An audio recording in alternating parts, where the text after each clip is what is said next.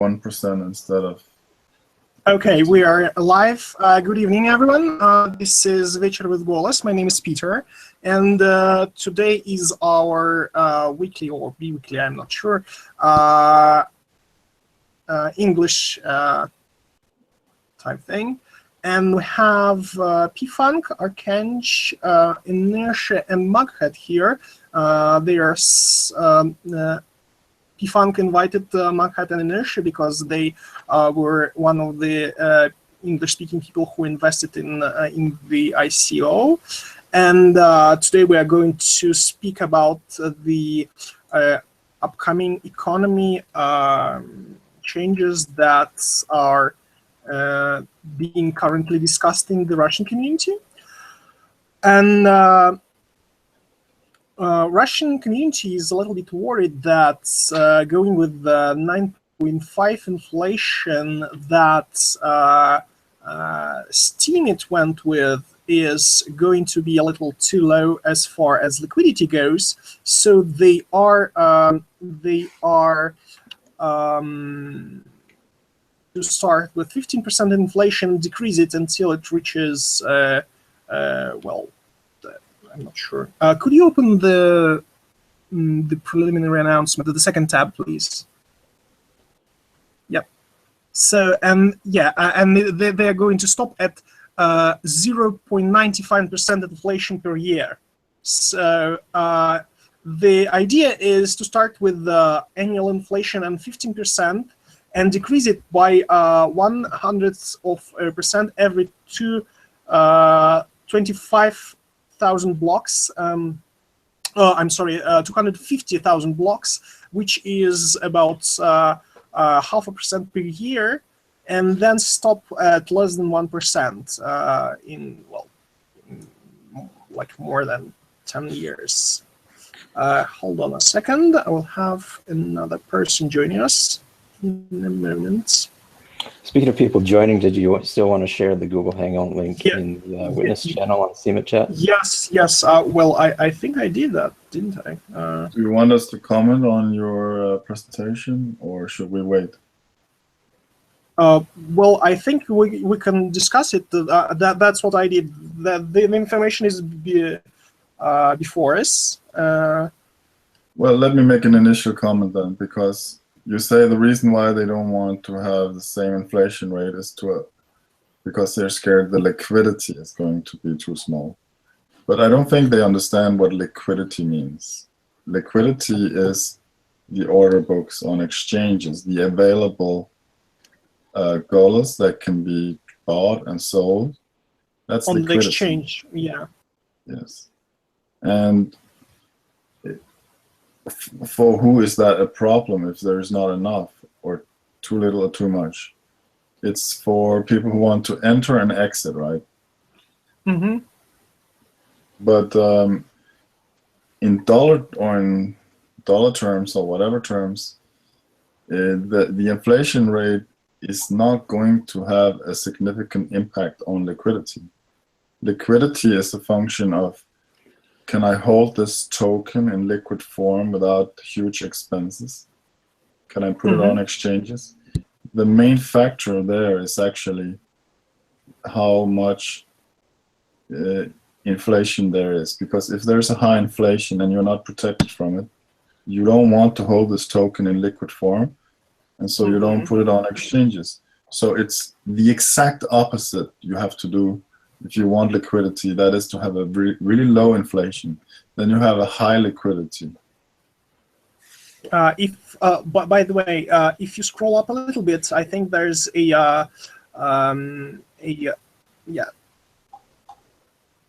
What am I looking for? No. I think we should ask Sergey because he joined us. And what's the well, justification for this change? Why do we want higher inflation than Steemit? Because a lot of people here, the English investors, are like, that's probably that we probably would like to have a lower inflation.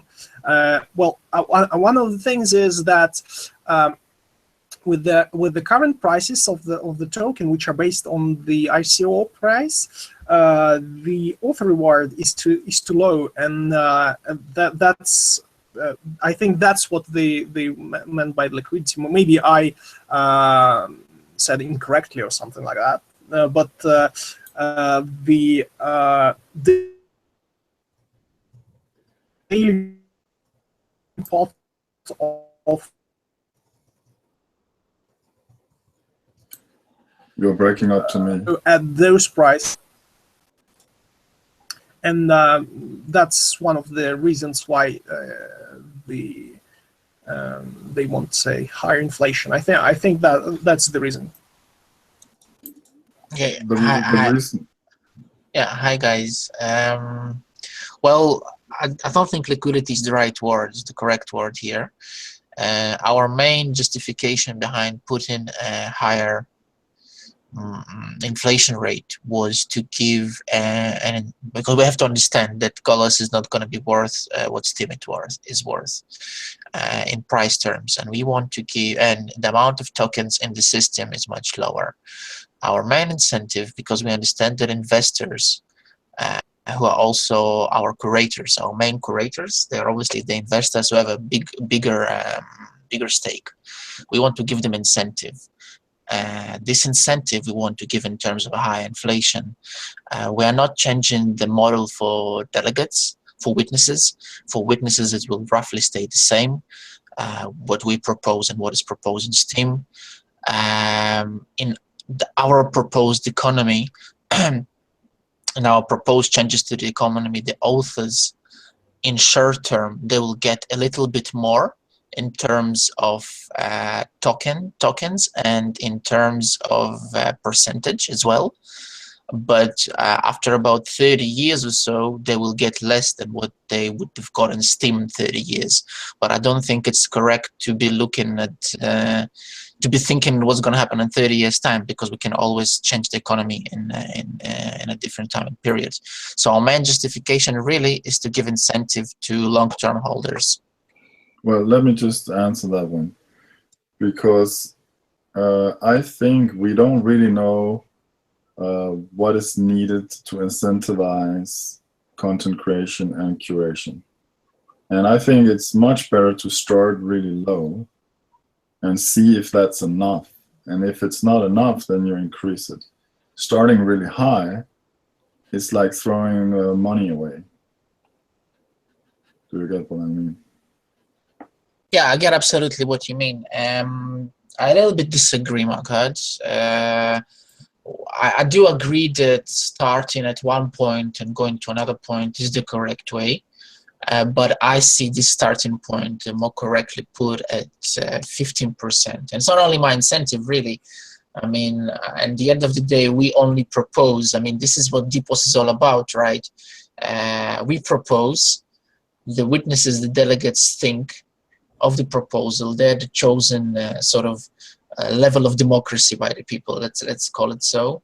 And that's, I'm sorry, I'll interrupt you. And that's one of the reasons why we have this this meeting today, is that we want to discuss this proposal. And of course, please continue. Of course, yeah. And they see it. If they think, the main witnesses, that we are correct in our thoughts, then we presume, of course, this is only a presumption because it's a selective democracy, right? That most people agree with it. And like you said, I absolutely 100% agree with you that the correct way to do it is to start at one place and to see what's happening with it. But we think, as a team, as the founder team and the Golos the team that works on Golos now, our thoughts that the correct place to start is 15%. The reason is, I spoke to actually quite a few, let's say, the big witnesses in Steemit. I don't mean to offend anyone now if I haven't spoken to you and I'm not calling you a big witness. What I mean is obviously in brackets, right? You know, I mean, talking about the old school guys, and I've sort of spent a few hours chatting away to the guys and getting their thoughts on how they see it. And most of their thoughts were actually on our side. They said, of course, you have your amount of tokens is much lower. With the proposed Steam economy, you're in the short-term period, writers will actually get less, and you can see that clearly from the table. And if not the investors, who will carry the platform?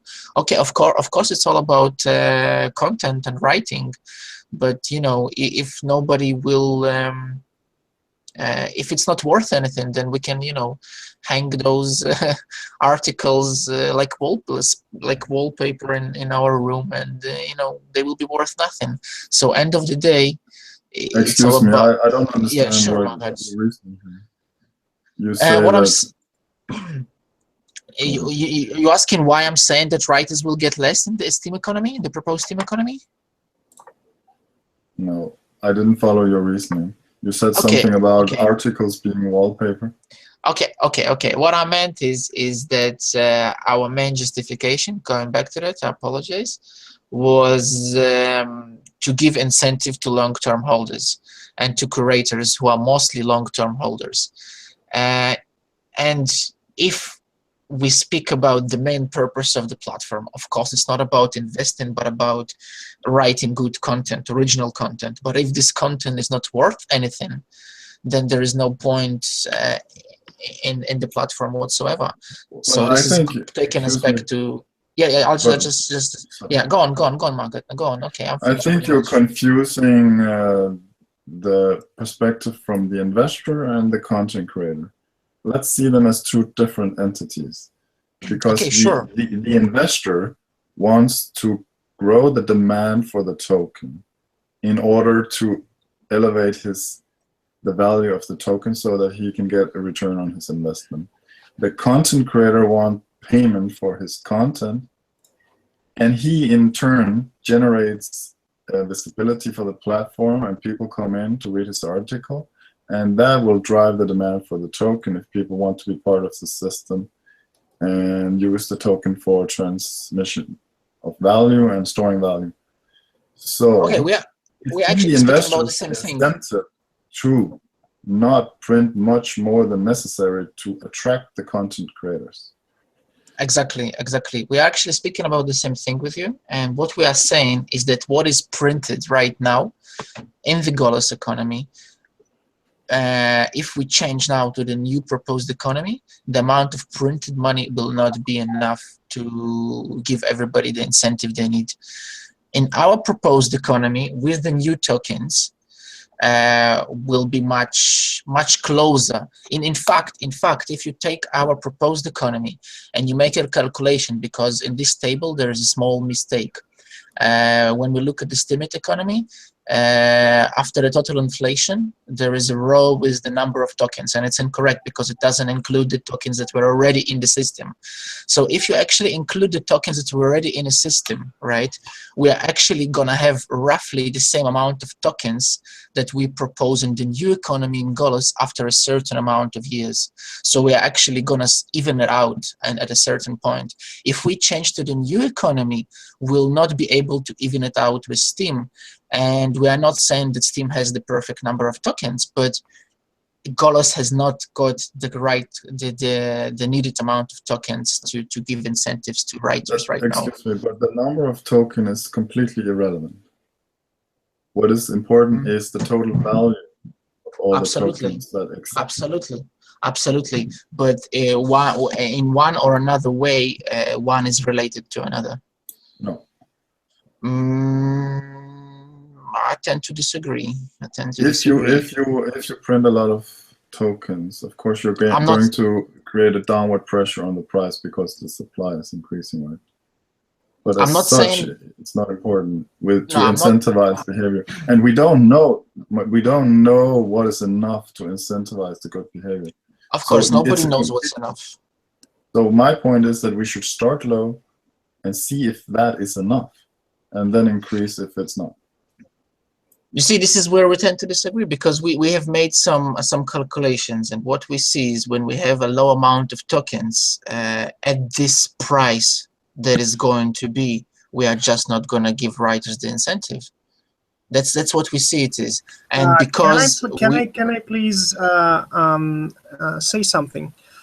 The thing is, when I was in Kaliningrad, I was in the CyberFund office, and it was one of the last days of the ICO, where there was a so I think it was like a day or maybe a couple of days before the end of ICO, and there was Roman there, and they were in a huge crunch, and I was like, yeah, what's the price of the token right now? And then I talked with them and thought like, yeah, that's something where I'm comfortable with investing the amount of money that I can give them, and be happy if it rises, and not too sad if it falls. And then on the next day, they had this announcement about the business models joining, and that the amount of the tokens that the ICO gathered was double of that, and so I was going to have less tokens. But I was thinking in the terms of tokens. And then I was in the office, and I said like, yeah, I'm getting like half of them, but the price is high. And the thing that I was told is that you shouldn't care how many tokens you are going to get. You should care that this is the amount of tokens, this is the price, and well, that's how it goes. You should care about the amount of value that you get. And that's the difference.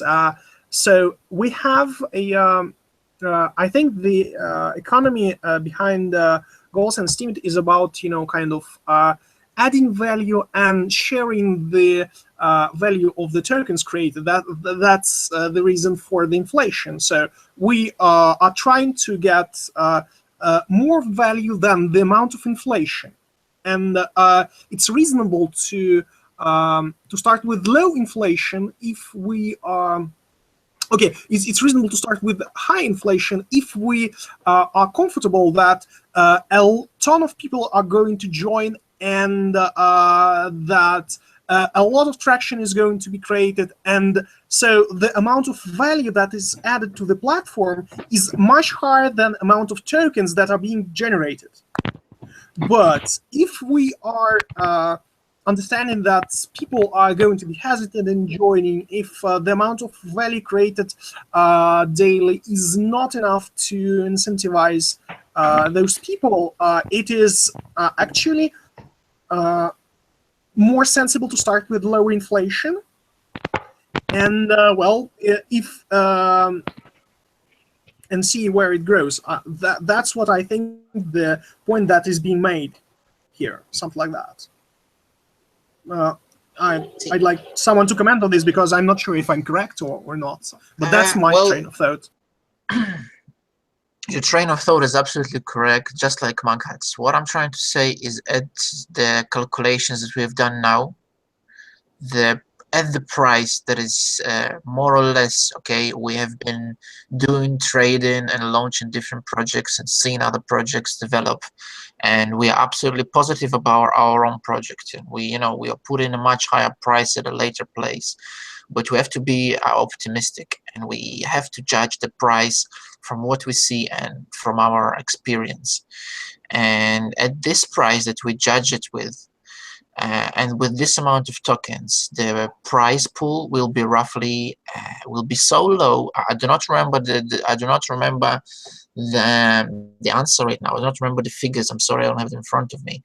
But the price pool will be very, very low, and that means the authors will not be insensitive. I mean, I agree with you that here we can go into philosophy, and we can say, but when do we decide that the rewards are too high or too low? I absolutely agree with you.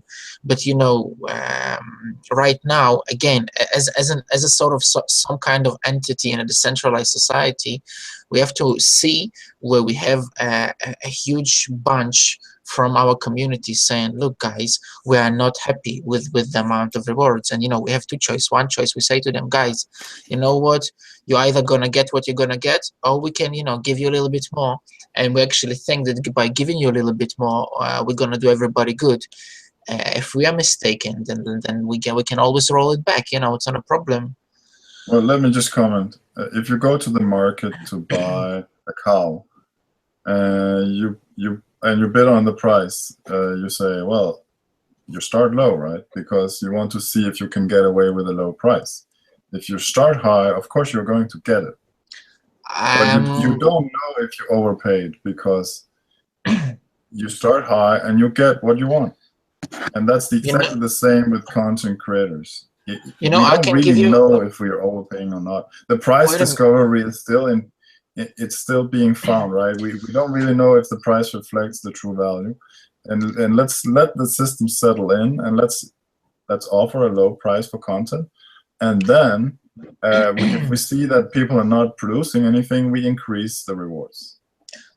Look, on one hand, I absolutely agree with you. On the second hand, there's a second side to the coin. And the second side to the coin is that when I paint a picture and I want to sell it at the market, when I'm not the buyer, when I'm the seller, I have to put a price on it. And I'm thinking, what price shall I put? Let's assume that for a second that I don't have a marketplace to research and I have to guess the price. So there's always two sides to that coin. Okay, but this is only the authors we're speaking about. If we go back, and I understand your view, I see it,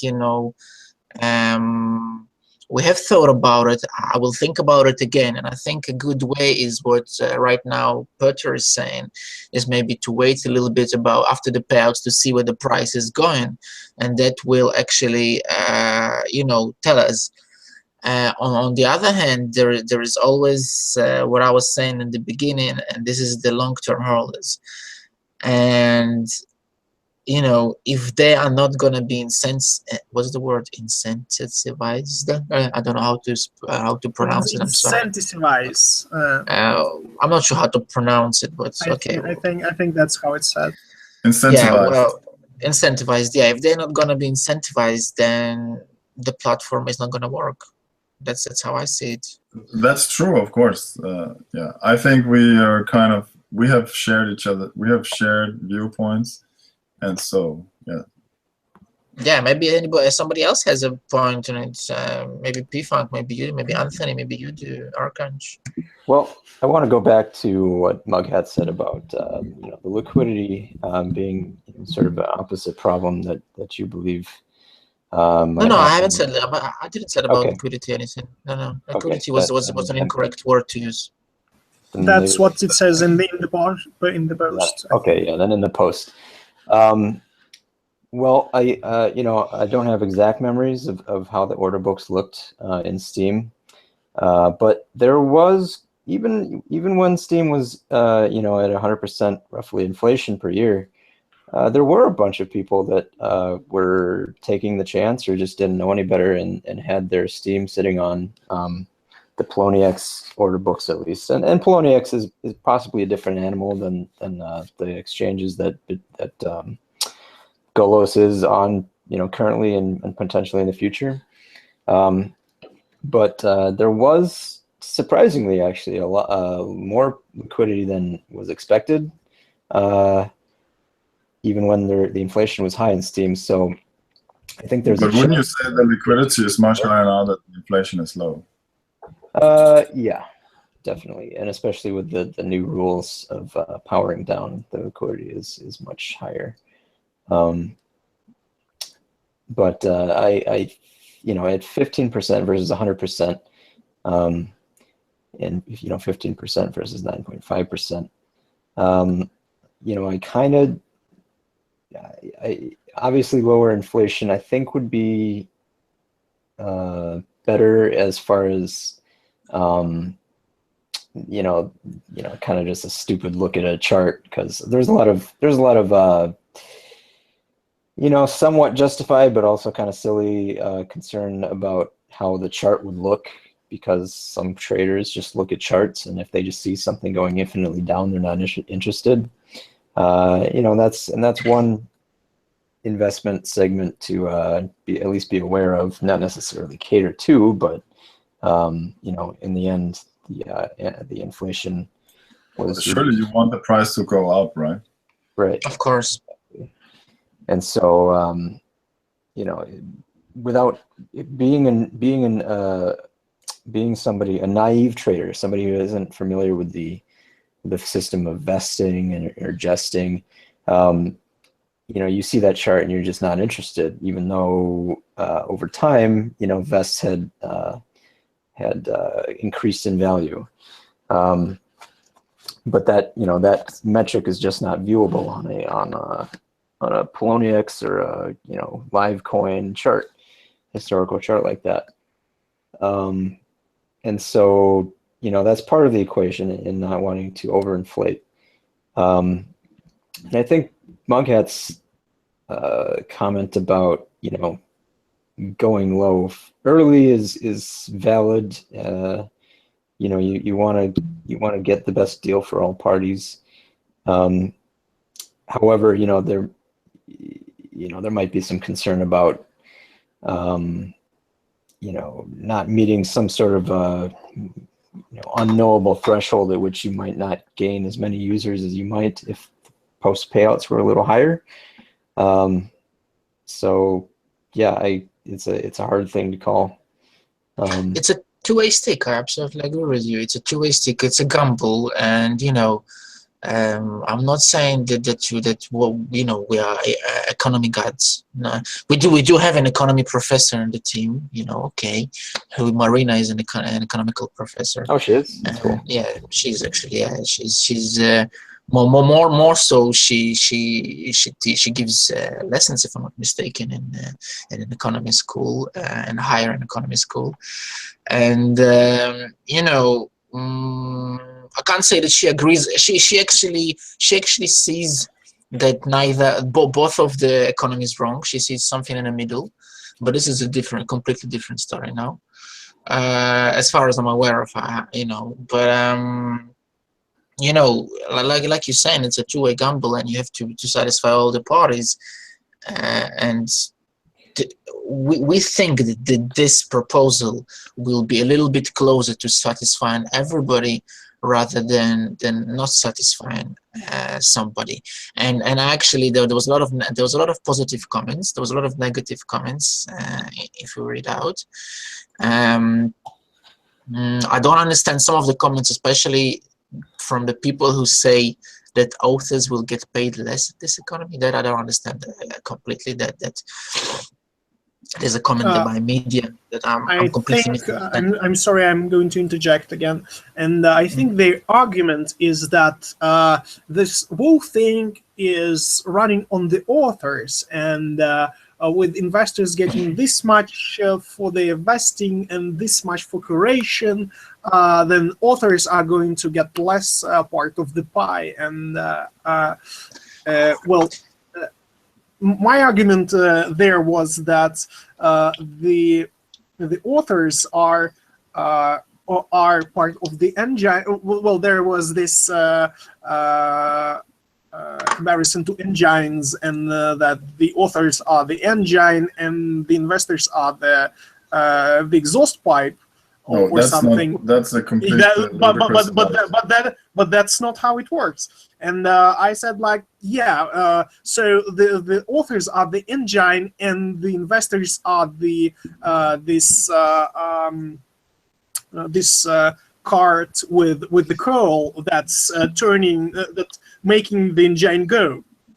And then I was told, yeah, but if the money from the ICO were used to buy back the tokens, that would work. But that's not how it works.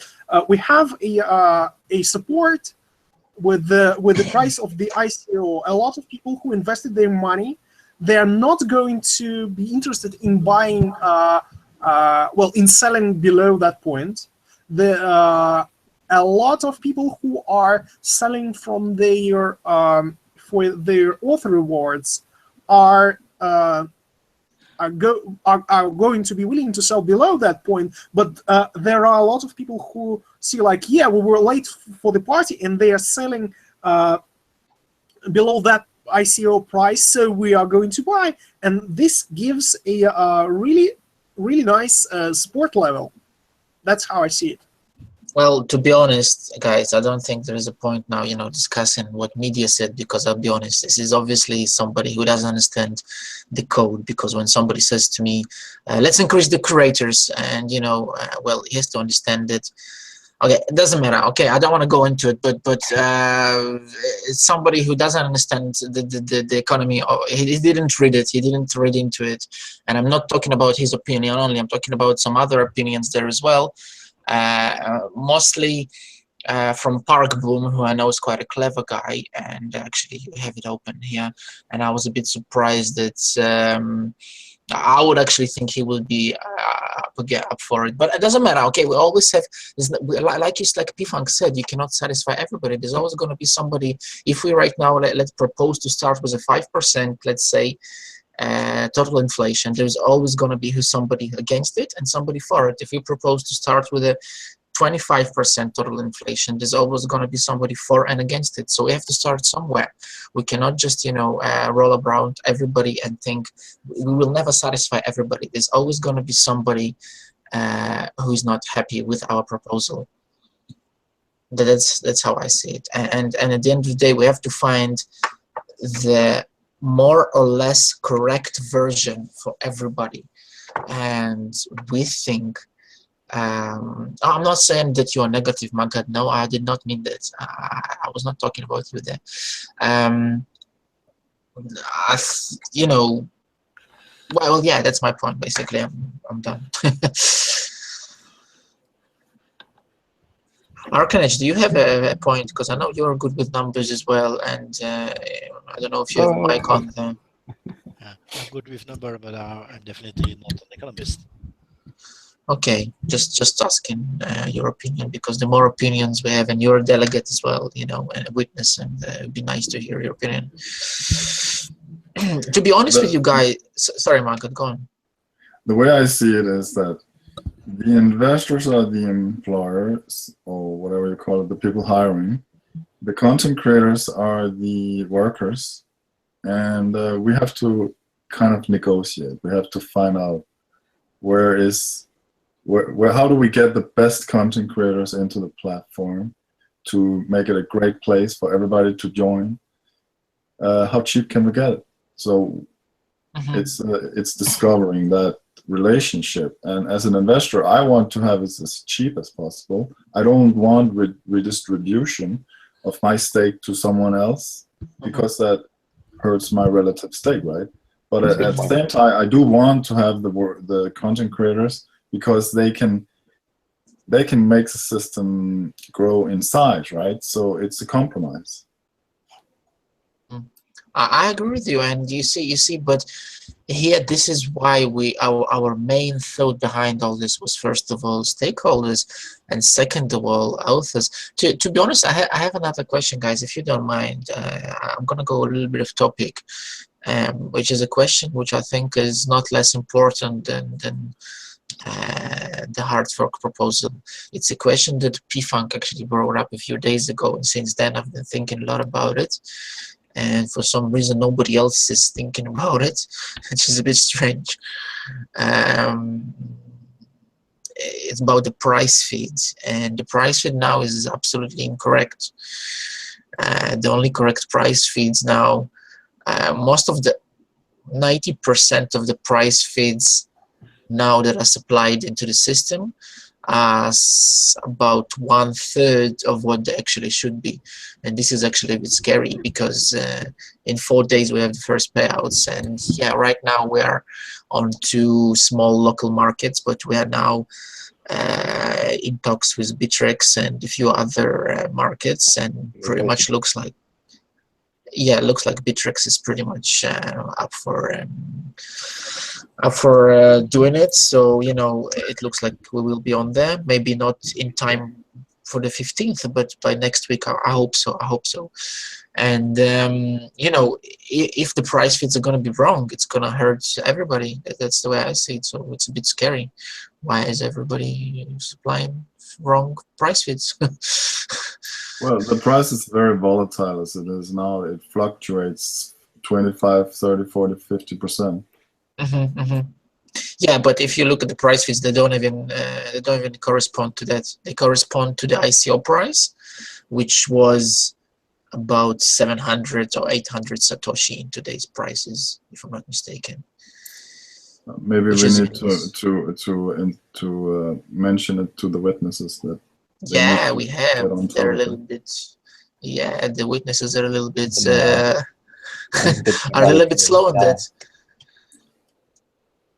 And How do we know that? Why are we relying on such small exchanges? I mean, I know why, but because they're the only price feeds. But we have a 600 Bitcoin volume from the ICO. How much volume has there been from these exchanges? Yeah, you know what, Anthony, I actually thought the same way as you do, is what you're saying right now, until P-Funk brought his point. And at first I was a little bit against, but then thinking deeper into it, I understand that if we carry on supplying this price feed, then, you know, this is a typical market mistake, I think, where what you want is what you will get at the end of the day. And if we supply 600 Satoshi, then everybody will try to buy at 600 Satoshi. If we supply the more or less, 6, even though yeah, it's right now, I'm talking about the ICO, if we judge by the ICO price. The point is the delegates are reporting, let's take a look. They're reporting these prices that are much lower than the actual market price. Yeah. And my point is, okay, if you want to report that price, great, but go ahead and sell. You know, provide the liquidity to the market. If liquidity is your complaint about not wanting to report the price from the actual market, then go ahead, sell it down to 600 Satoshis if that's your prerogative. Because currently, let's see, 100, 0.161 milligrams of gold is gonna be, it's just not gonna be very much money. Currently, one GOLOS, the market price of one GOLOS is roughly 1 milligram of gold. So that's what, a seventh of actual market price. 1 milligram of gold is about 4 cents. Yeah, and currently GOLOS is about 4 cents, so it's roughly on par. It's 101 should be. Well, hypothetically, let's say that you do that. How much? Let's say that it only takes a couple Bitcoins to bring the price into what's being reported. Is that still representative over a 600 Bitcoin ICO? No, I agree with you. But, at the end of the day, it's a psychological thing. If you report to everybody a lower price, then everybody will buy at a lower price. As in, nobody will expect to buy a token at a higher price than the witnesses who are meant to be the, how to say, the face, or I don't know, or the back net or the safety net of the network. If they report in a lower price, if they judge the token at a lower price, value, sorry, at the lower price, then why should I buy at a higher price? That's my question. I just had an idea. What if a witness had to put up a certain amount of Steam for sale at the price that he is reporting? Then he has an incentive to report the actual price that he wants to get. Yeah, that's what basically P-Funk has said, but I don't know to what extent it would be logical to introduce such a thing in real life, and make them. Then again, I think it's a good idea. Seriously, I think it's not a bad idea. That it means that no witness would be able to report a wrong. I mean, he would be able if he wanted to, but he would not want to do it because he would have to hold back a certain amount. I think if it were to be implemented, I'm not sure if it would need to be, because the price feed is supposed to be prescriptive, not or not Yeah. prescriptive. It's supposed to be descriptive, not prescriptive. But I think actually that's not a bad idea if it was, say 5 or 10% off of the feed to be put on the internal market. Sort of automatically, it would solve at least one half of the original goal of Steam to incentivize liquidity, which originally it paid 1,200 Steam every hour for the highest liquidity provider, even if it was completely fake. But the Steam network is already providing compensation to the witnesses, and the GOLOS network. I'm talking about both, of course, but these networks are already providing compensation to the witnesses and delegates. So it could be a value add to provide liquidity. At least it would it would have to be basically putting up Steam below the bid for Steam dollars, or GOLOS below the bid for GOLOS backed gold. But it would encourage up to the minute price feeds, certainly, and it would encourage stability as well. So that's an interesting idea.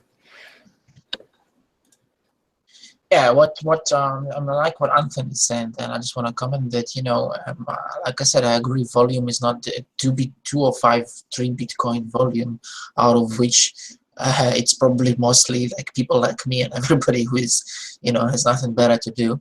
And it's not something to judge from. But Alexei there is saying that the situation would change when it's on Bittrex. Yeah, but if everybody is at the time when Bittrex is coming, if everybody is reporting a much lower price, then why should people on Bittrex? The market is not stupid.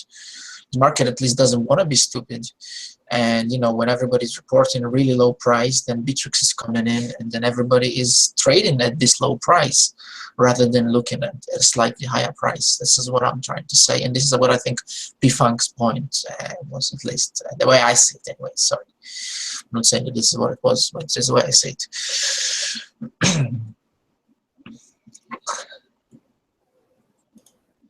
I guess I'm curious if it really is witness apathy. I don't think it is, but I'm curious if that's the sentiment. Like, is it witness apathy, or is it that they're trying to price it in based on, the volumes we've actually observed? It's a good question. What's the sentiment? Are we of the opinion that maybe this is witness apathy? I'd like to say something as a witness. Well, I am using a calculation that's based on the ICO price still to this day. So it's the number of tokens that we have in the system, and it's those 600 Bitcoins. And I'm not looking at the changes at all. With I think if there was a CoinMarketCap opened and there was like $65 in 24 hours worth of trades on GOLOS, yeah, something like. Okay, so now it's $88 worth of GOLOS being exchanged on those two exchanges. That's not anywhere remotely near the amount of liquidity that would allow the price discovery. So I'm not using that, and it's not because of apathy or anything. It's more like the current situation doesn't really reflect anything. So I'm not looking at it, not yet. On the 15th, I'll be monitoring the situation closely, and maybe going to switch to some percent of using those feeds to alter the calculations. But until there's somewhere near to the amount that people invested, like maybe 100 bitcoins in a week, then I'm going to start partially switching to the price feeds, and by that point, I hope that Bittrex will be a thing.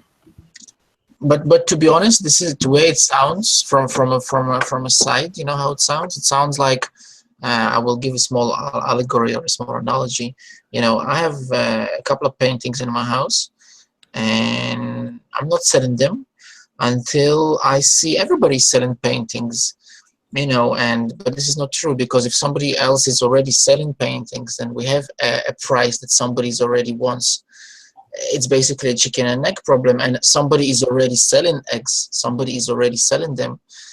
So why do we have to wait until somebody's selling more eggs? That's what I'm asking. Well, let me give you a reason why it's good to be conservative with respect to the price. If you keep the price low in the beginning, the payouts in terms of GOLOS-backed gold is going to be small, and a small risk, therefore, to the system as a whole, right? So you're issuing less, and you can always ramp it up if you want, right? And get the right pricing in. But in the beginning, I think it's perfectly fine to be a bit conservative with the price. Well, true, and this is why I'm not doing 1-to-1. This is why I'm doing 125. I don't know to what extent my 5% is changing the thing there, but I don't think we should be extremely, you know, what's the word you used? Conservative. Yeah, conservative with it. I think we should be a little conservative with it, but not extremely. Again, I agree that volumes are nothing. You know, somebody right now a market maker can come right now with, you know, with 5 BTC and completely change the price if he wants to, if he wanted to. You know what? Then probably I will change my price feed if it happens, because I think I should answer what the exchanges report. Again, this is only my opinion as a delegate, as a witness, sorry. And like Fifunk said, it's a descriptive thing. You know, pragmatically speaking, I think Montana has a point. Of course he has a point, absolutely true. But at the same time, I mean, at some point, you know, you have to stop looking at the ICO amount of Bitcoin, because I looked at the script that Liffin Tech made, and you know, it has the market cap of GOLOS set statically. Right, I agree that the ICO has to eventually become irrelevant, not irrelevant, but less important, right? If we had 100 Bitcoin volume this week, I would say that's even though that's, you know, not as much as the ICO, that's definitely more authoritative. Mm-hmm. But it all comes down to the consensus, and if it's consensus and not apathy, then I'm fine with it. You see, the thing is, this is the main question. I think this is the main question, and I'll be honest with you, I think it's apathy. I don't know why. Maybe I'm being, you know, maybe sort of devil's advocate here. Could be, but for some reason, I think that most people just can't be bothered. Really, this is my personal opinion. I hope that I'm wrong. I hope that this is consensus and not vote them down. If you think someone is apathetic, vote them down. I don't want to go as extreme as that yet, but you know what? Then if I see 20 or even 30 BTC volume and not 100, then I will be voting people down. Yeah, I will be anyways.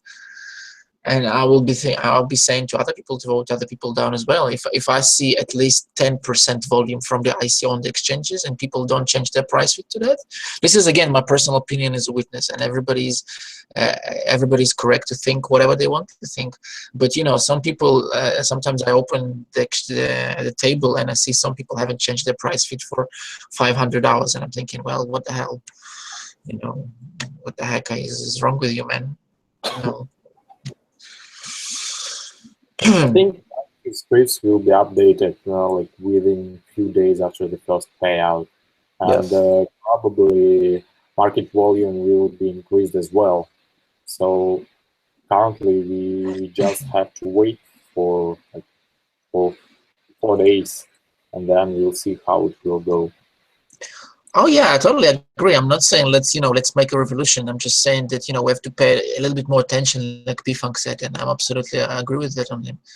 that that paying a little bit more attention to that would do everybody else more Another good. thing I wanted to mention, sorry for interrupting, but No, is no that problem. the conversion of GOLOS backed gold to GOLOS. BTC down from 825 to 760.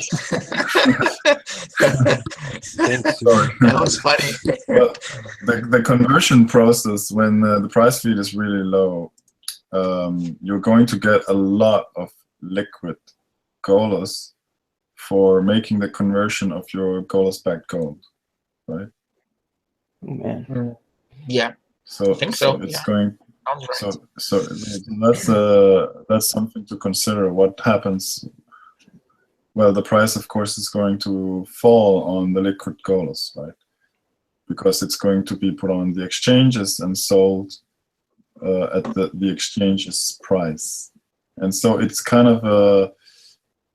There are some market forces there that are going to balance it out eventually. Yeah. Well, yeah, it's another thing to think about. Absolutely. Gee, what's happening to BTC? Well, where's Bobby Lee when you need him? Are there any estimations on how many gold-backed GOLOS will be issued after the first payout? Because as far as I know, it's timid. If the price is too low, all the payouts are performed in Steam. Yeah, rather in Steam than in Steam dollars. So the question is, the thing is, it works only when there is enough Steam dollars, or in our case, Steam backed gold, relative to the amount of the capitalization for the GOLOS. So if our price feeds they reflect the capitalization, so we have this many tokens with this price that is reported by the witnesses, and the system is going to create as much GOLOS backed gold until it starts going closer to the 10% limit, and closer it goes to the 10% limit, the lower are payouts in GOLOS backed gold and higher payouts in liquid GOLOS. That's how it works. Is it 10%? It's not 10%, is it? It's much less. It's 5%. It's the so you have our market capitalization, which is amount of tokens we have in the system as a whole, multiplied by the price, and then we have the some amount of debt, which is what the GOLOS backed gold is, and until that debt is like 1% of that market capitalization to maybe 5% of that market capitalization, all the payouts are going to be in GOLOS backed gold. Yeah, I know how it works. I'm just saying at some point, it's not 10% when it stops. It stops at 5%, not at 10, if I'm not mistaken. I remember actually translating the articles about this whole thing, and the 10% is the hard limit. When it's close to 10%, all the Steam backed dollars stop being paid out. All the rewards are as Steam, and I think it's like at 8% or something. But at some point, it starts to gradually switch over. Yeah, but I'm sure at 2.5% it goes to 50-50, and at 5% it stops. I might be wrong, but okay. If anybody else remembers those numbers, okay, I don't think it's relevant, but I know we're on about the same thing. The thing is, while we never had a payout before, it's not something that we should worry about today. It's not going to happen. It's just like we have 600 bitcoins, and people are reporting this or that, and there's a sort of consensus between all those feeds, and the amount of rewards is much lower than even I don't know, 2%. Well, you know what? It's actually when I was speaking to Smooth the other day. Actually, he told me that this is exactly why the payout stopped in Steam at one point, because nobody was thinking about it. Everybody really thought, oh well, it doesn't matter. You know, we're still we are gonna provide price feeds, and we're not gonna think about this rate. And at one point, the rate hit, and this is why the payout stopped. And it's actually a good thing to think about it from the beginning, I think. Definitely. Yeah, so... does anyone know, is there any way to check how many gold-backed GOLOS will be printed on 15th? I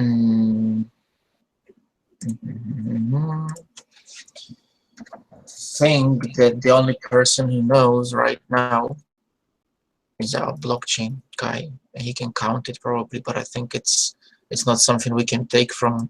It's not a dynamic number we can see somewhere, because it has to be counted. Because you know, you have to count each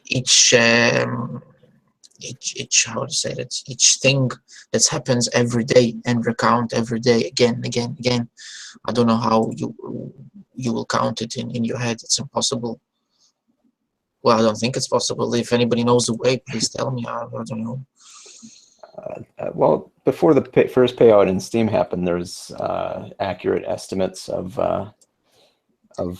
how much, but when we get. But I think it has to be the blockchain guys who can sit there and check out the code, and I don't think it takes 2 minutes to count it.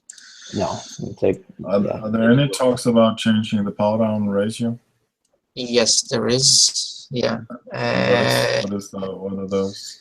We want to propose 20 weeks. And actually, if there will be any GBG payout, less price fees is actually better, because more GOLOS will go to GBG for the payout.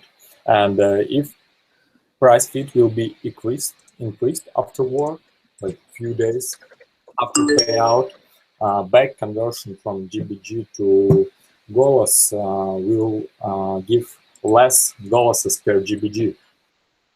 It means that total GOLOS supply will be less, right?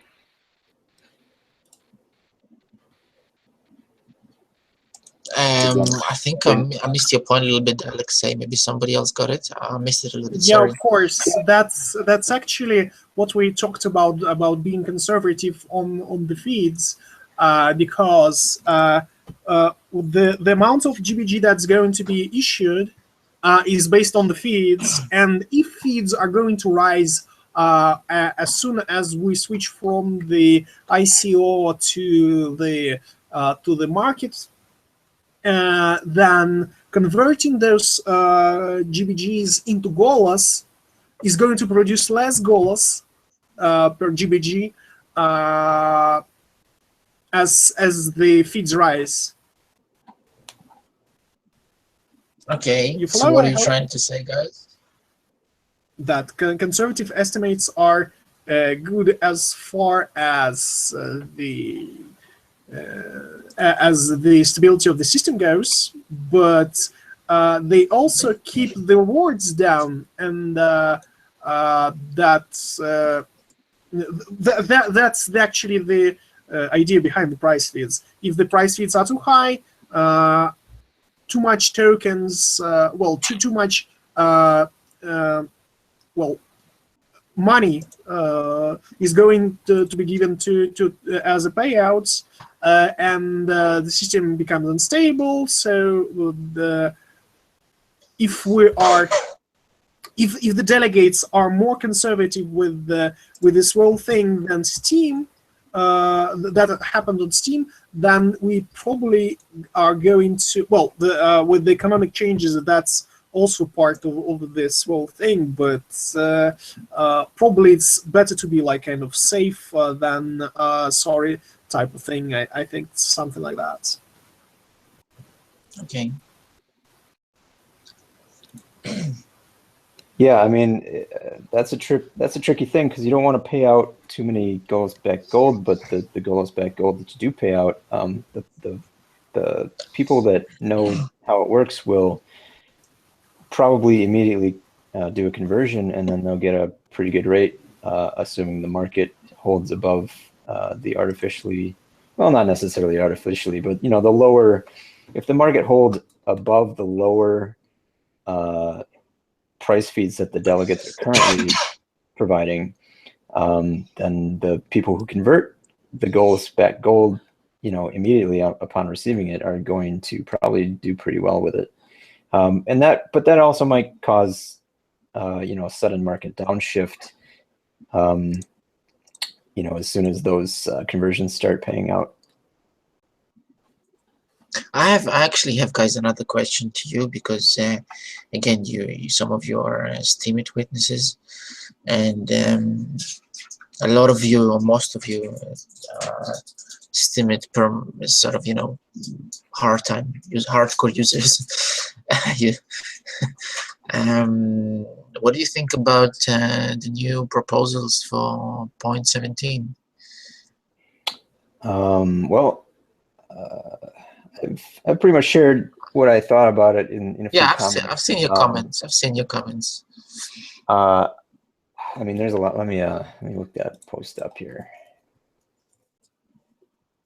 I mean, from my perspective, from my side, and I can actually speak for the GOLOS team now. From our side, this is actually really good. In fact, our small roadmap that we published the other day, and our plan that we published, our big extended plan that we published a few weeks ago, has actually been speaking about most of those things, and especially my happiest, if you can scroll down there for a second, if you carry on and carry on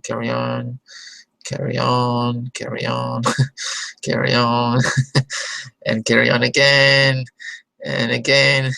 I think it's at the very no, I missed it. Can you go up a little bit? What's No, the beneficiaries. Where is the beneficiaries thing? Here. Okay, yep. Okay, there we go. I think this is just absolutely bomb. This is like a big bada boom. If anybody remembers, Fifth Element, yep. This is the big bada boom. This is it. This will bring us to a new level, I think. Seriously, this is an absolutely different playground. This is different sport. This is the way I see it. I don't know why people are not concerned. Not a lot of people actually have commented that. Mostly people commented other things, and somehow well, I don't think didn't. I think people are more apt, like I'm more apt to provide feedback on stuff that I would want to see different. But yeah, I mean, some people understand the significance of it, and other people, are just like, yeah, okay, but don't really maybe get it. But yeah, I don't think people got it. It's like a referral bonus system, right? So if you are the can I say how you can sign, you can get some of the rewards. The thing is, it can be used as a referral system, but with this whole thing, blogging is the new mining. It's a lot like what Dash is doing. Like every time a block is mined, like 40%, 45% goes to the miner, 45% goes to the masternodes, and then another 10% is going towards development. That means that people are incentivized to make more applications, make more entry points to the blockchain, stuff like that. So if you are setting like 5% from the reward that is published with your site to the site itself, it means that you can work on this site, make it the best ever, and everyone would use it, and you can make it even better, something like that. And it also provides other than this is incentivizing the development of the ecosystem. This is the best thing ever, as far as I'm concerned. The way I see it, this is kind of taking marketing to the next level. It's basically people doing marketing for you, and not you doing it for them. It's basically developers taking this into their own website. I mean, can you imagine, for example, I mean, obviously Medium is going to have their own blockchain because they're already speaking about it. But can you just hypothetically imagine somebody like Medium is using this, or okay, maybe a smaller site, website, you know? I mean, can you imagine what effect it will have on the Steemit economy and on the Steemit ecosystem as a whole? I think it's amazing. And in fact, we proposed our team.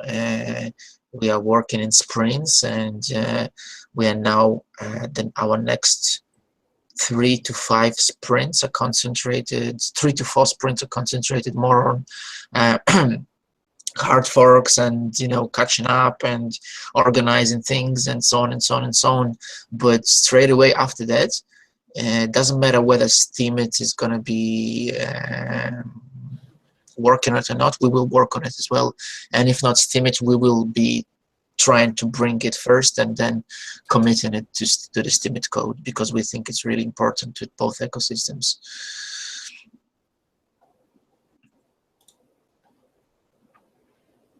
Right, I asked the question, what does everybody think about it? And I answered for everybody, okay. Let's see. I mean, a lot of these changes are great. Some of them are pretty big changes as to how the how the blockchain gets used, and I think changing too many things at once is just gonna for users, power users, light users, just people who have to keep up with the changes. I think changes like that need to be done a bit slower. Right. Not changing it. Changing multiple things at once leads to just a feeling, some people at least, a feeling of not being caught up and not being able to catch up. I mean, you're in BitShares. Do you have any comment on that? Because I get the echo of BitShares from there. Yeah, I remember though when we were in BitShares that at the beginning, every fortnight we had a new client and we had a new thing. Somebody changed, for example, the typos, and that's it. You had to download the new client and resync the whole blockchain. This was not the correct way to do it either. I do agree with you that bringing a whole bunch of changes together does carry a risk, and that the highest risk I see is that you cannot measure the effect from those changes, because you don't know what actually caused the good effect and what caused the bad effect when you bring 50 changes at the same time. But then again, I don't think that like Dan has said, I don't know who's writing those reports, whether it's Dan or Ned, I'm not sure, or maybe somebody else. I think yeah, it looks like his language, but then again, it's a bit easy for him. I saw that somewhere at the end, or at the beginning, I'm sure that it said that the next hard fork will not bring all the changes at once. It will be a base to bring those changes in the future. That's the way I understood it. Maybe I understood it wrong. Maybe I misread it, but... Well, these are, they're putting these forward as, as a thing that says, hey, we're thinking about making all these changes in the next version of, the next hard fork, and they're obviously asking for feedback. And my best effort is to say, well, let's just let's pace ourselves. Let's do everything that makes sense, that's easy, and won't cause, much trouble in the short term. Everything that's already built, this kind of thing.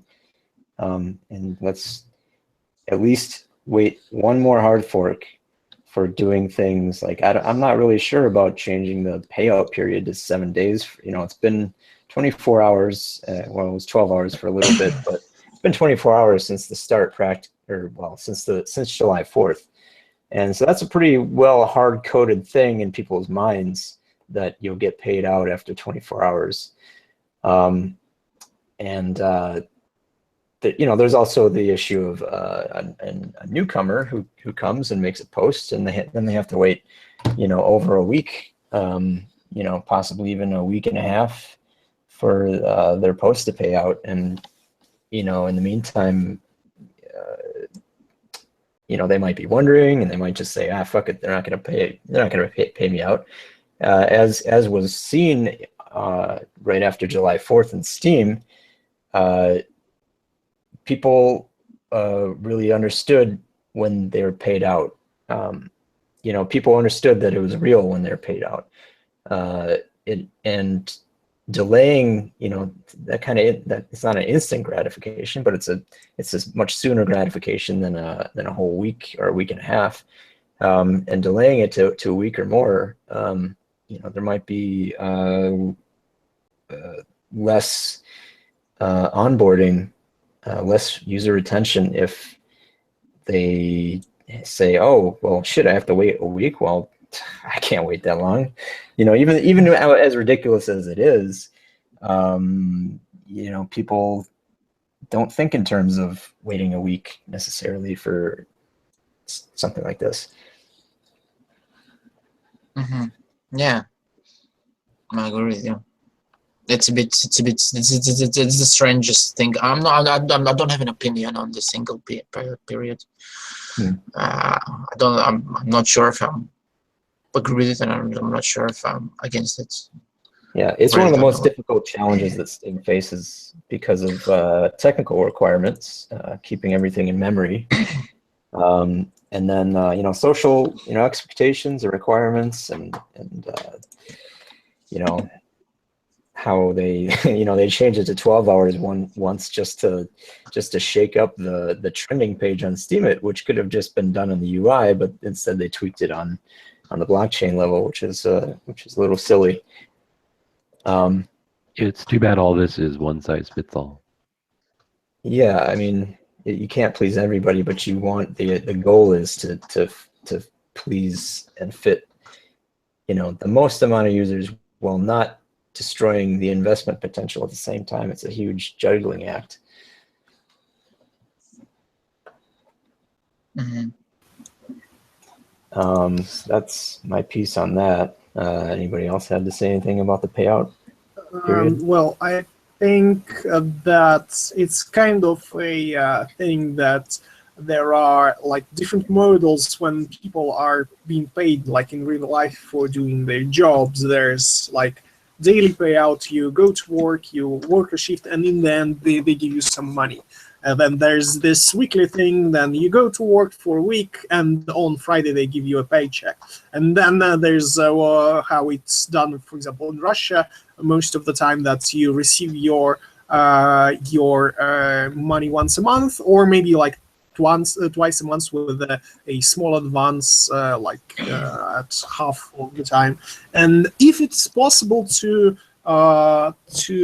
select the type of the payout you'd prefer, that would be great. But yeah, I kind of agree with this whole thing that making people wait is probably not the best idea ever. Again, I think it's like, being again devil's advocate here, I think it's a gamble that they're taking. I can see the pros, sorry, the cons, the pros, yeah. I can see the pros, and, it could be, to sort of even it out, but I don't know to what extent it's correct to wait 7 days before you get your paycheck for the job you've done. Yeah, well, and with extension, it's a 7 day. Yeah, it's a 7 day payout for a post, but if you post regularly for those 7 days, then you are on a regular payout. Sure. So.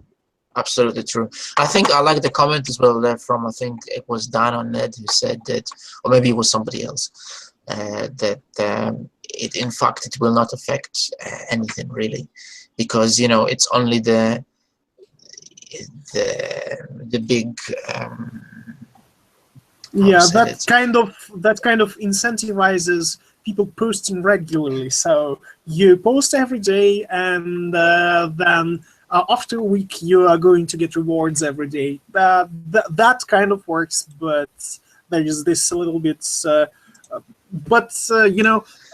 I kind of recently, like this morning, I finished translating this whole article by Dan about external consensus, and with I think this kind of a change is really good once we have a significant majority of people who know, like, you go to Steam and you start a blog, you start blogging, and you start to get payouts, and everything's great, and all you have to do is just post great stuff, or at least, well, great enough. And once we have, like, I don't know, 1 million users, for example, 1 million active users a month, that's the good place where such a change is going to be for better. But right now it's kind of a, I think it's a little bit early. But if it simplifies the things on the programming level, probably it might be, well, better to implement it now than wait, because any changes take quite a bit of time until everyone is happy, and any change you make makes people upset. But after some time, they are kind of get used to it, and everything goes back to normal. I've seen it tons of times on all the websites I was part in, LiveJournal, whatever, everything, like, I don't know. So Denise chimed in on YouTube. He says a day for voting is too short, a month is too long, 7 days is a relatively good compromise. Yeah, I consider it. Well, maybe, I don't know, we have to think about it. It's not something... And they put a bit of thought into it too. I mean, they were doing analytics on the activity, looking at where people are voting on the 30-day period, and they said, in the post you can see it says that, they saw a lot of additional posting happening in the first 7 days. So I mean, that's a good catch for that. I never knew that. But again, it is one size fits all. So yeah. Well, yeah. I mean, Smooth brought up the counter argument to that, and that is it's a circular argument because, well, that's not the right one. But it's a circular. I should search for circular instead of. Anyway, circular argument based on the current rule set. People are voting in the first 7 days because there's no incentive to vote outside of the first day, and there's going to be less attention paid to posts, after day 2 or something. And he also kind of ironically brings up the argument that comments only get 1% of votes, but they're doing something about that, or they are proposing to do something about that, being the separate comment pool. Yeah. So yeah, I don't know. I mean, I am actually kind of optimistic about a 7-day payout in some ways, because plagiarists can be, taking, there's more time to find abuse if there is any. And that's going to be great.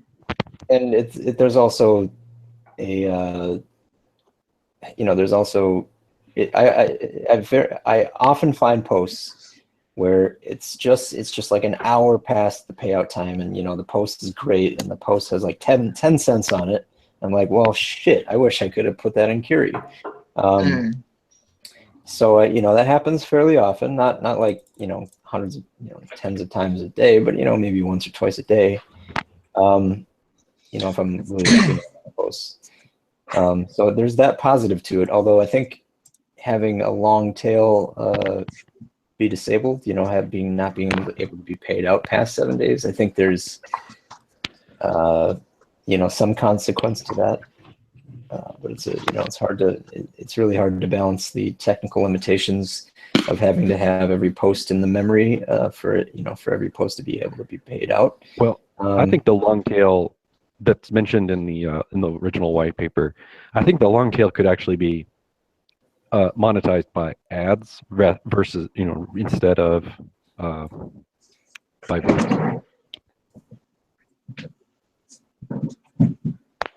More traditional Make that method. comment. I know somebody made that comment in this post.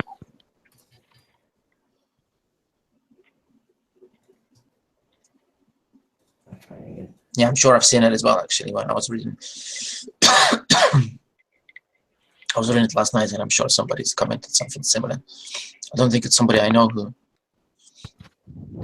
Yeah, I mean, I see votes as the incentive for viral, possibility of viral content, and the long tail needs to be monetized some other way.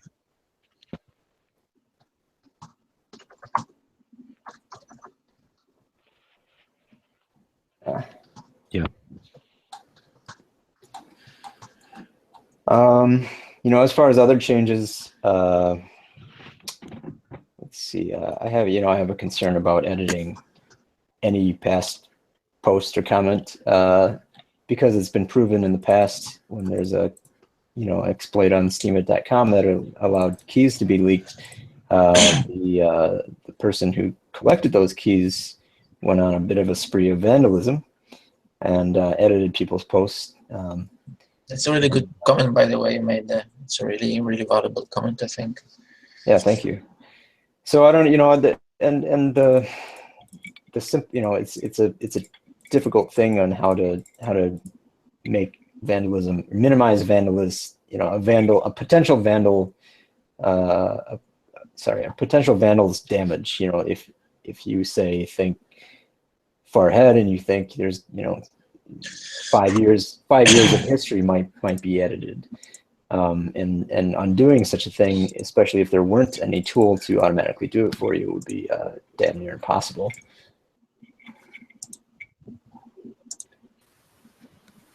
Yeah, I think what you go on. Go on. No, I was just saying, I think Anyway. what P-Funk has proposed, it's a really good proposal. You just use active key at one point, and that's it, and nobody can vandalize your post beyond 30 days. Thing is, I think something like that would incentivize the creation of a tool to see the history of the edits, because everything is saved on the blockchain, and it's just that the current code and current tools are not providing the ability to go back and watch what were the corrections. So a lot of functionality, like on the wikis, where they also save all the edits, is going to be needed with that change.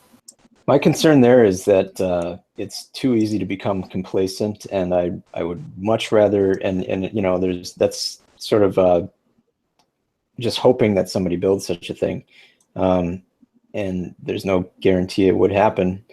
I mean, complacency, I'm basing this on experience, because complacency with blockchain rules has been a problem, and in that hack that I mentioned, well, complacency with user interface and blockchain rules has been a problem, because in the hack that I mentioned, I don't know if you guys were, I think Sergey was around for it, but what ended up happening was the login credentials, were actually stored. Basically, the whole system was a placeholder, and even though Steam had shot up in value and it had paid people out in Steam dollars and all of that, the initial placeholder authority system had not been really thoroughly reviewed for security, and what it ended up being was that the first the highest security keys, including the owner key, were being allowed for login, and then the master passwords that were created with the steemit.com account creations, they were the master passwords and thus the subsequent keys generated from those passwords were being stored in the browser's memory, and that made the hack that much worse. where the blockchain was designed for low security key authorization in the posting key, but they just sort of forgot about why that was done. So anyway, long story short, if edits were allowed back to the beginning, and you know, say 2 years down the line, nobody had built any sort of interface for restoring a vandalized post, and a largely used service such as Streamian or something to come was perhaps compromised, you know, then the low security posting key would then become a potential issue that would be potentially bigger than you know, transferring somebody's, you know, 10 SBD out of their account. And so anyway, I think the higher security active authority would be you know, more necessary than just saying, okay, yeah, let's just allow posting key to be used for posts going back 5 years, and hopefully somebody will one day build a tool to revert, you know, thousands of changes. And we're currently sitting on a bit of a time bomb with like a Steam voter holding a lot of keys for people who are otherwise inactive. This could be, yes, the edits could be quite a problem. Right. And I don't know, it's not my service, so I can't tell them what to do, but I'd like to see Steam Voter move to a system that more like Streamian, where if the Streamian key is compromised, it can be shut down, and you know, potentially even automatically. But yeah, Steam Voter is a different story. Guys, let me just jump in there because I have to run. I just want to say thank you, everybody, for your time and for your thoughts. But I have to run off. So thanks, guys. Yeah, see you in a couple of weeks, guys. Great hangout. Bye-bye. Bye. Well, Xanax, should we talk about anything else? I don't know. Is there anything else to talk about? I'm pretty satisfied with the conversation we had today. Well, maybe any closing words if we are going to wrap up, or another topic. I'm out of things to discuss. Well, anyone? I have one thing to sort of reiterate, and that is, as soon as there's sufficient volume, you know, it's all the delegates in GOLOS need to adapt to that very quickly. And if they don't, you know, I would suggest being active in voting and you know, taking the delegates that don't adapt quickly out, and put the delegates that are adapting, you know, to the consensus of where, you know, wherever you want to switch over to the market price once you find enough volume is on the market, you know, adapt to that quickly, because there will be people, you know, assuming the market price holds, there will be people making you know, large amounts of conversions with gold the GBG, and you know, probably just dumping that on the market, and so you might see some crazy fluctuation. And yeah, I think the sooner the market price, once there's sufficient volume, the sooner the market price is accurately reported in the delegates price feeds, the better. And I think that will happen once, you know, either Bittrex opens, or possibly even on Livecoin and Liqui right after the first payouts happen, and people are like, oh, it's not a scam, kind of just in a repeat of what happened with Steam. Yeah, that's actually what I expect. That for me as a delegate, the next week is going to be really busy, because I'll be monitoring the goings on the exchanges, stuff like that. And I am, well, before the payouts, I'm not really doing that yet. And I expect every other delegate to do the same. And I voted for a lot of people, and if well, my vote is not a big thing, but hopefully, well, I'll be revoking the votes in a couple of days after things start to change. If people are going to see like on the old feeds. Yeah, and in general, by the way, you'll have a much more healthy system of rewarding delegates if you are, if the whole, you know, if all the voters are kept active. And it looked like you guys were talking about deprecating votes after 3 months, delegate votes after 3 months, which is good. But in the meantime, try not to create a culture of laziness, because that sort of thing actually kind of, you know, that sort of thing happened in Steam. And, you know, as I understand it, it also happens very commonly in other delegated proof of stake blockchains. So, you know, cultivate a culture of activity instead of, you know, sort of nepotism and, or, you know, buddy thing. You know, if somebody's not performing, you know, on both ends. It's a little bit of sensitive issue here in Russia, but yeah, I actually understand where you're going with that, and yeah, hopefully one of the reasons with Golos is having all the experience that Steam had and trying to create a system where all of the mistakes that were made are not repeated. And yeah, that's kind of a thing. I'll probably post about that or something, or anyway.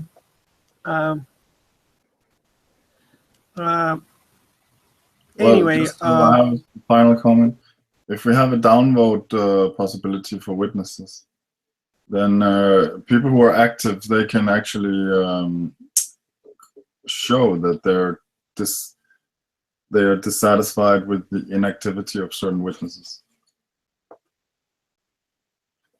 I'm actually kind of okay with the system. For example, I created a witness on one of the previous evening with Golos. I just was doing this thing, and I was also setting up a node, and then I wrote a post, and like boom, in like 24 hours I was in like top 40 or something. And one of the things is, if I see people are not you know, adapting and stuff like that, I'm going to go and bug everyone who has significant stake about, you know, changing things. That's how it should work. I mean, I'm not probably the most active member of the Goals community, but it's kind of an important thing for me. Even if the type of the content that is currently being posted is not really my thing, but you know, I kind of like it as an engineering project, and as a thing that could be a place where I'd like to get all the people I know who write great stuff to go to. But that's a thing. Anyway, I think we might have a meeting on the next Wednesday. I'll talk to people and announce it. Well, by the, I don't know, Monday, and I hope to see everyone and maybe some new faces then. If not, then we'll have another meeting on Wednesday in 2 weeks, and this is an evening with Golos, and I'm Xenox. We had P-Funk, Archange, Mughat, Anthony. I'm not sure what's your nickname. My name, Archange. Yeah. Inertia. No, Anthony. Oh, Inertia, and Yeah. and then we had